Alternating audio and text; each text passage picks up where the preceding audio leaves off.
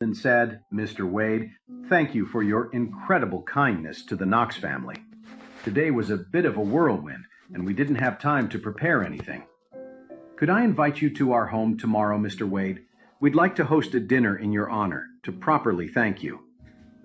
"No, I have other plans." Charlie shook his head. "What happened today? I think it's best if you just consider it a good deed. I don't want to make a big deal out of this, you understand?" Christian was taken aback, but he nodded quickly. "I understand. Mr. Wade, if you ever need anything from the Knox family in the future, just call me." With that, he quickly handed Charlie a gold-plated business card with his personal cell phone number on it. Charlie took it without a glance, turned, and led Jacob away. Christian watched them until they were out of sight, before turning to glare at Stephen. He said, "From now on, whenever you see Mr. Wade in Oris Hill, you will show him respect and greet him properly. Don't you dare cause me any more trouble." Stephen grumbled. "How was I supposed to know I'd run into some master just by going out shopping?" Nearby, Skylar gritted her teeth as she watched Charlie walk away. Even though she admired him, she definitely hadn't forgotten him kicking her butt. For a proud girl like her, that was just unforgivable. Christian sighed and said to her gently, "Skylar, don't even think about getting back at Mr. Wade. Our whole family is depending on him now." "Can he really do anything?" Stephen mumbled. Christian snapped, "If you say one more stupid thing, I'll break your legs." Stephen flinched and didn't dare say another word. Skylar stomped her foot and said, "I know, Dad. I won't mess with him." The memory of the ache in her body made her feel angry and humiliated.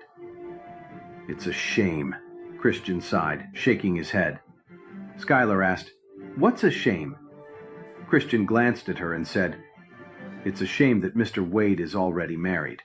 Otherwise, I think you two would have made a great pair." "Dad, what are you talking about?" Skylar was so embarrassed that she could have died. On the way back, Jacob was still in shock. The head of the powerful Knox family, being so respectful to his house husband of a son-in-law. "Charlie, was that stuff you told Christian Knox for real?" Jacob was starting to think his son-in-law was turning into a total con artist.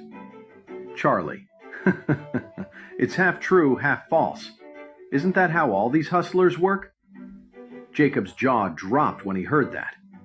He panicked. "Are you crazy? You dare to lie to the Knox family? And you took that expensive bracelet? What if they find out you're a fraud? They could ruin us." Charlie shook his head. "It's not a big deal. We can just give the bracelet back. We live in a society with laws. It's not like they can kill me, right?"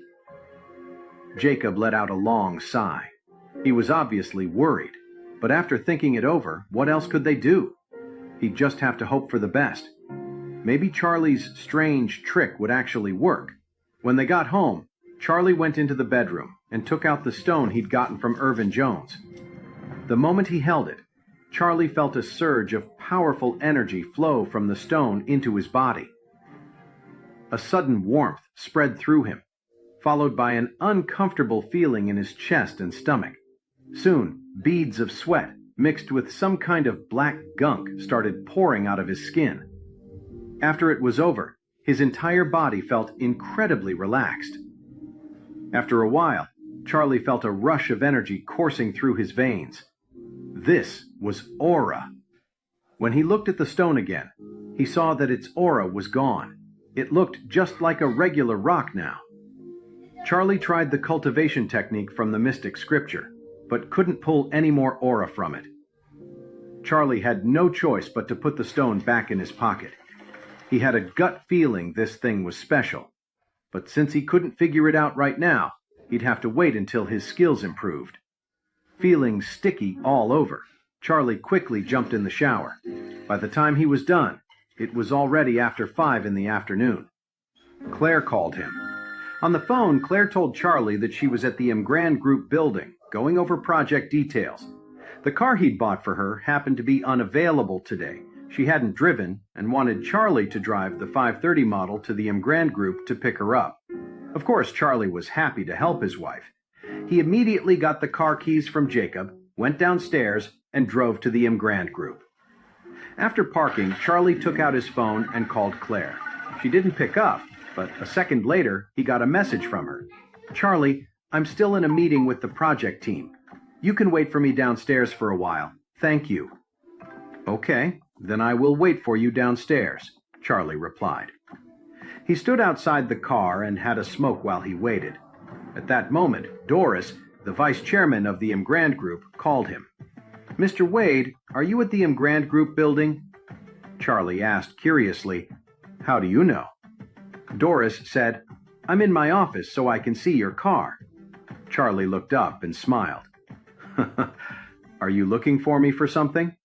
Doris said, "Mrs. Claire is still in her meeting and it may take a while, so I wanted to ask if you have time." "If you do, I'd like to report to you about our recent work." Charlie thought for a moment. He hadn't been paying much attention to the Imgrand Group's affairs recently, and he knew he couldn't stay out of the loop for too long. He said, "All right, you wait, I'll come up." Doris said, "Then just go straight to your office. I'll meet you there to give you the report." Sounds like a plan. After hanging up the phone, Charlie headed into the building, took the elevator, and went straight to the chairman's office on the top floor. As he stepped out of the elevator and started walking toward the office, a door behind him suddenly opened. Elsa was just about to head to the restroom when she stepped out of her office and saw a familiar back. She didn't recognize the person as Charlie, but she thought his build looked just like that godlike billionaire from the internet. Could it be? The chairman I've been dying to meet is finally here? Elsa was instantly thrilled. After all, the whole reason she came to Oris Hill and the Imgrand Group was to get close to the mysterious chairman and win her way into his life. If she succeeded, it would elevate the entire Gardner family's standing. This was the mission her family had entrusted her with. Their future hopes were riding on her success. But Elsa was also getting really frustrated. She'd been here for days and still hadn't even seen the chairman's face. How was she supposed to build a real connection with him if she could never meet him? So now, seeing what she thought was the chairman's back, Elsa was overjoyed. She quickly picked up her pace, following Charlie, determined to catch up, say hello, and introduce herself. Charlie heard footsteps behind him. He glanced at his reflection in the glass on the wall and suddenly realized Elsa was right there. This was bad. If Elsa recognized him here, she would figure out he was the chairman of the Imgrand Group. She might even connect the dots and realize he was the young master of the Wade family. This was a disaster. So, seeing Elsa trying to catch up, he quickly picked up his pace, slipped into the chairman's office, and locked the door. Elsa was caught off guard when he suddenly sped up. By the time she reacted and started to follow, he had already gone into the office. Seeing him disappear inside, Elsa felt a pang of disappointment and muttered to herself, "Weird. Why does it seem like the chairman is avoiding me on purpose?" But she wasn't ready to give up. She walked up to the door, knocked, and said, "Hello, Mr. Chairman? I'm the new administrative director, Elsa. I wanted to report to you." Charlie intentionally lowered his voice and replied, "Have you reported to Miss Young? The company doesn't allow employees to go over their supervisor's head. Didn't you know that?" "I'm sorry, Mr. Chairman, I forgot." Elsa was startled and nervous. She thought, "Is the chairman always this harsh? Is he mad that I went over my boss's head? Or does he just not want to see me at all?" Elsa didn't dare to linger by the chairman's office door, so she had no choice but to walk away. Charlie listened as Elsa's footsteps faded down the hall and finally let out a sigh of relief. She almost recognized him. That was way too close. He realized he'd have to be more careful about coming to the Imgrand Group from now on. Elsa was now an administrative director, and her office was on the same floor as his. The chances of running into her were just too high now. Just then, Doris came in to give her report. Charlie said to her, "Doris, I need you to arrange something for me. Doris nodded. Of course, sir. Just tell me what you need. Charlie said, I need you to change Elsa's position.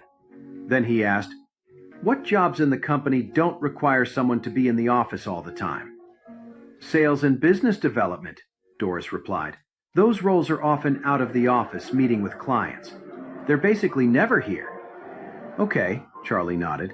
Then make her the sales director. No problem, Doris agreed. I'll get on that as soon as I get back to my desk. After that, Doris filled Charlie in on the company's recent progress. The M Grand Group's new 6-star hotel project was officially underway. The site was at the base of Eagle Peak Mountain, a beautiful spot with amazing scenery. Once it was finished, it would be the first 6-star hotel in Oris Hill, a truly luxurious destination. The hotel construction was going smoothly. They expected it to be finished in 2 years and open for business about 2.5 years from now. By then, the M Grand Group's revenue would reach a whole new level. Charlie instructed her, if my wife is doing well and has the capacity, feel free to give her more projects. Doris replied immediately, Don't worry, Master. I'll make sure of it. Realizing his wife's meeting was about to end, Charlie told Doris, Go call Elsa to your office now. I'll use that as my chance to slip out. Doris nodded quickly, went back to her office, and called Elsa.